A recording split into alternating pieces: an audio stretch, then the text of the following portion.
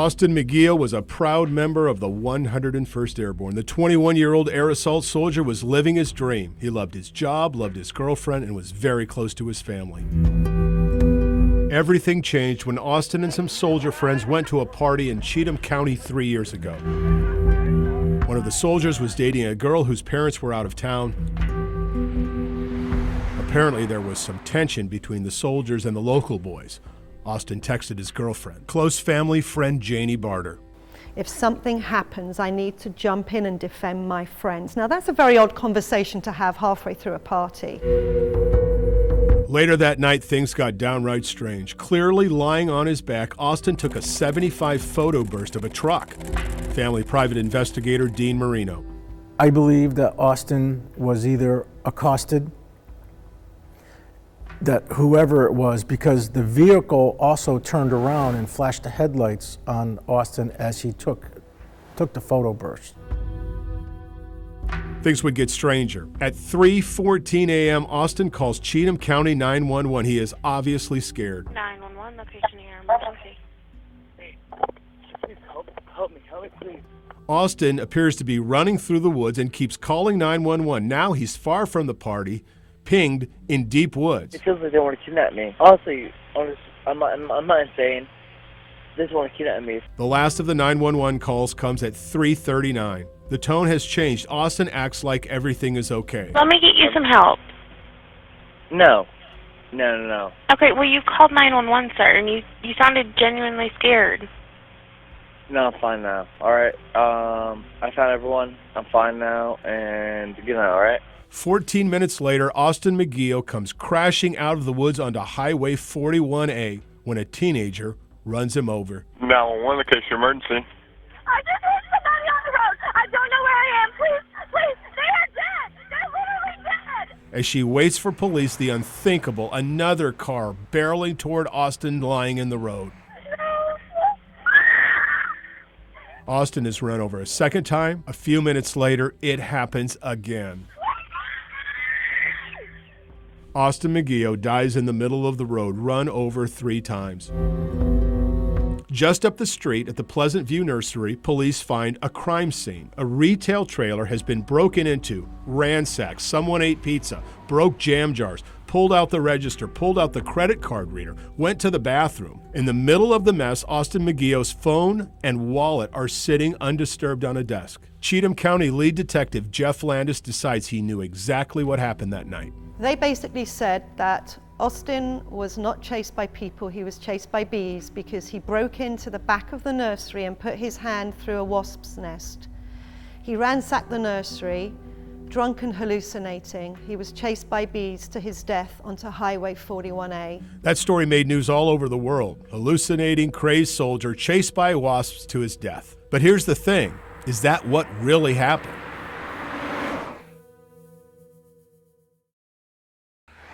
McGeough was run over by 3 cars after running through the woods calling 911 multiple times. He claimed he was being chased by people from a party he was attending. These people are crazy. I swear to God, these people are crazy. I swear to God.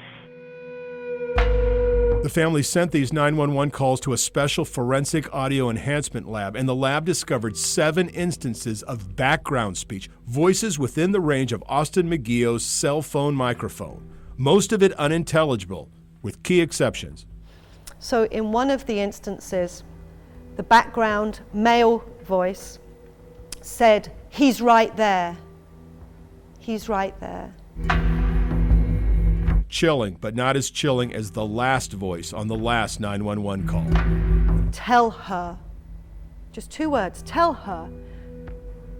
Her. They were close enough to Austin's microphone that they determined that the 911 operator was a her. But what about the ransacked trailer at the nursery? Jam jars broken, register pulled out, produce smashed. If McGeough did all these things, his DNA, footprints, fingerprints would be all over the place. Remember the pizza he ate before he disturbed that wasp nest as he ran to his death? Guess what? No fingerprints, no DNA, no other forensic evidence to put Austin specifically in there. The Cheatham County Sheriff's Department did not collect forensic evidence from the trailer.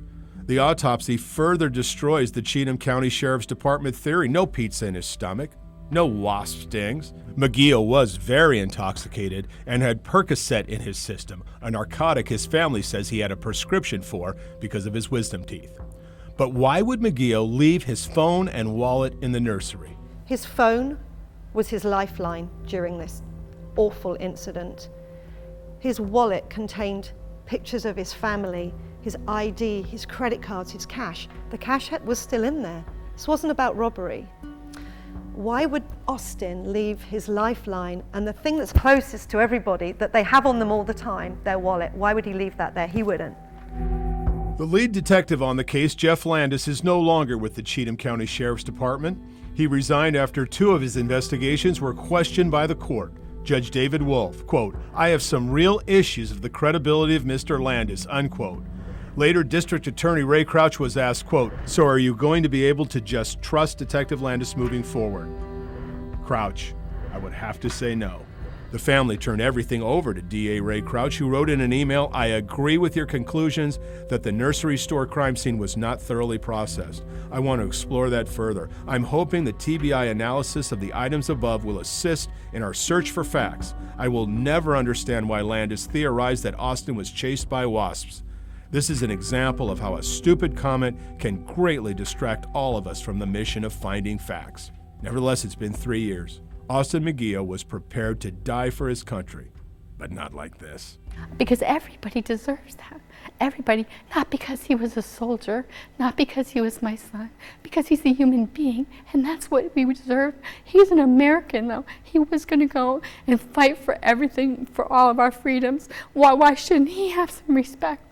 I mean, I've not only buried my son, and I don't want anyone to feel bad for me, but I've investigated my son's own death, and it's like, who should have to do that? I wish this never happened, but I'm trying to get the justice the best that I can for him. I love you, Austin. This case is so wrong, so awful, that the judge who took over the case is offering a public apology. That just doesn't happen. But what happened to Adam Brasile is never supposed to happen. We used to own all this property. Adam Brasile loves the view from his Grundy County backyard. But the view isn't the same. His family sold all of the land you see to pay attorney's fees, part of a sweeping loss. I worked at UPS. I would have topped out $29 an hour. That's monetary, you know. I lost everything I owned, everything. I even lost my wife, my best friend. You know, my family, we've suffered more than you can imagine. Adam Brasile was picked out of a photo lineup as the man who killed 60-year-old Malcolm Burrows in Tracy City in 2006. They say the motive was robbery, that Brasile stole Bryson's wallet, but there was no evidence. The victim's daughter picked him out of a photo lineup. That was it. He had never been in trouble, never met the victim or his family, not a shred of proof against him. Nevertheless, Adam Brasile was found guilty of murder and sentenced to 51 years in prison. It was always hard for me to wrap my mind around having 51 years over my head for something I knew nothing about. Adam's sister, Christina, literally dropped her life to prove her little brother's innocence. Of course that was part of it, but I'll tell you, I would not have put all the money, all the 12 years, I'm not married, I do not have children, if I did not know that Adam Brasile was innocent. He did not know anything about this case. So I don't have any regrets. Christina made so much noise it caught the attention of crime blogger DK Sale. Sale started investigating the case and found there actually was evidence, but not what the district attorney wanted. The evidence proved Adam Brasile was innocent. Adam Brasile. Dave Sale. Good to From meet two you, my different friend. worlds. Give me a hug. You did it. You made it. You did it. Well, you made it. You dug deep. Dug deep. And we all did. You uncovered the truth. Yeah. You brought it to the light. You brought me home. I'm here because of you, my friend. Thank you. They were altering witness statements. They were lying about how Adam became a suspect in the first place. And it just continued on. Remember the stolen wallet, the big robbery motive? It wasn't stolen. It was in the dead man's pants, recovered by this man, then Grundy County Sheriff Sergeant Mike Brown, who was the first officer on the scene. It stinks. It stinks from the beginning. The motive was destroyed, but not really, because District Attorney Steve Strain didn't let Sergeant Brown testify. And they said I did this horrible crime. They say I went and killed this man over his wallet and then tried to take out his sister. So the truth comes out that it's a cover-up. It's a setup. They stole the dead man's wallet to set me up. And it's not only the wallet that disappears. All the records disappeared, all the reports, all of them. And nothing to this day has been done about that. I mean, how can a sheriff's department take all the records and burn them or dispose of them, and that's not questioned by anybody? That's a crime, that's a felony. Nevertheless, Assistant District Attorney Steve Strain does not want to drop charges. He still insists Adam Brasil is a killer. But there's another piece of evidence sitting in the TBI file on the killing, a piece of evidence that makes it almost impossible to continue holding Adam Brasil in prison. A fingerprint on the door of the murdered man's car.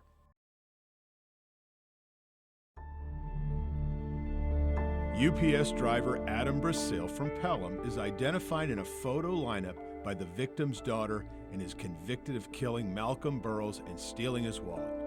But crime blogger DK Sale starts finding holes in the case. The county's probably most notorious pill dealer gets murdered, and nobody says a word about who he is, that he's a pill dealer. His blog catches the attention of retired Grundy County Sergeant Mike Brown, who comes out of retirement to testify that nobody stole Bryson's wallet, that he found the wallet on the dead man and turned it into evidence. There were so many things that didn't add up. Grundy County Assistant District Attorney Steve Strain still argues that Brasil is a killer despite the wallet. Brasil might still be in jail, but for the TBI, who retested a fingerprint found on the murder victim's car using new technology. Bingo! The fingerprint matches convicted cop killer Kermit Bryson. Remember, Adam Brasil was only identified by photo lineup. Look at the two men side by side.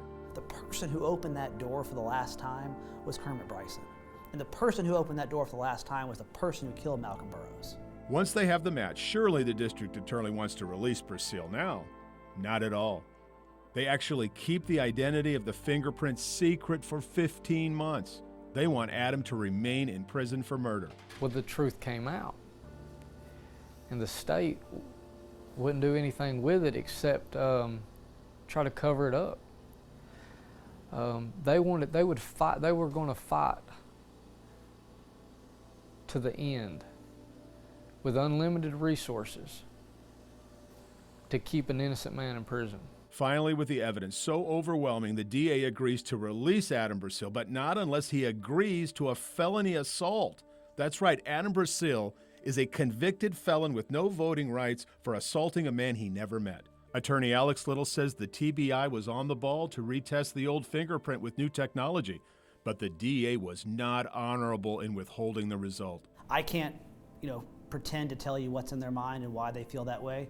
I think some folks, when they do this job for a long time, believe they don't make mistakes and can't make mistakes. The judge who originally presided over Adam's case retired. The new judge appointed, Judge Justin Angel. He was so appalled by the case against Brasil that after the case was over, he asked for a meeting. It was a very emotional meeting. The purpose of that was really to apologize to him, to look the man in the eyes and let him know that the system had failed him. Now Adam Brasil will ask the Tennessee Parole Board to recommend exoneration to the governor to wipe the felony off of his record forever. I'm happy I made the right choice, but I'm sad that I had to make this choice to come home a free man, actually innocent, with a felony over my head. Still owing 40 grand for attorneys. Crushing debt and crushing loss, his beautiful farm, his beautiful wife, gone forever. Adam Brasil is free. For now, that's enough. Adam Brasil's petition for exoneration is in the hands of the Tennessee Board of Parole. There's a fundraiser for Adam's legal fees this Saturday night. I will put all the details on the web. I'm Dennis Ferrier, Fox 17 News, your Code Red station.